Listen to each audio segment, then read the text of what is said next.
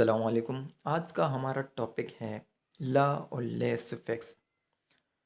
बहुत ही मुख्तसर वीडियो होने वाला है ये, और बहुत ही मुख्तसर ये सुफिक्स होने वाला है, लेकिन बहुत ही काम का।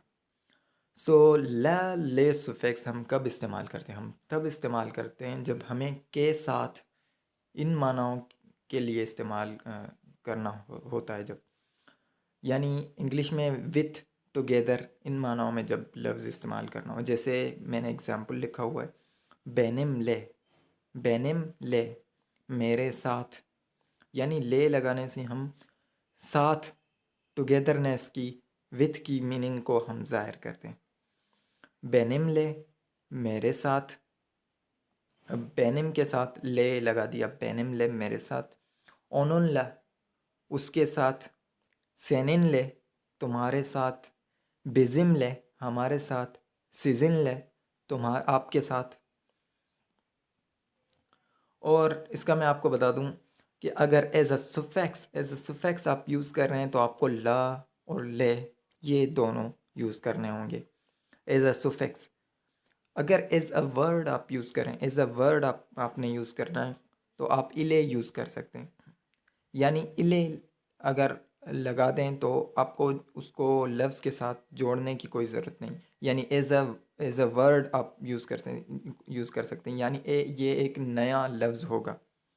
अहमद ले, अब नीचे एग्जांपल लिखा हुआ है मैंने, अहमद ले, अहमद ले, अहमद के साथ। अब उसके ही नीचे मैंने इसको डिफ़ाइन किया हुआ है, अहमद इले। अब देखें ये अलग अलग, अहमद अलग लिखा हुआ है, इले अलग लिखा हुआ है। यानी अब अगर आप अलग एज अ न्यू वर्ड आप यूज़ कर रहे हैं तो इले आप अलग इले लगा देंगे। अगर एज अ सुफिक्स आपने यूज़ करना है तो ल ले लगा देंगे। अहमद इले या अहमद ले, दोनों की मीनिंग सेम ही होगी। अहमद ले, अहमद के साथ। अहमद इले, अहमद के साथ। यानी सेम ही मीनिंग होगी।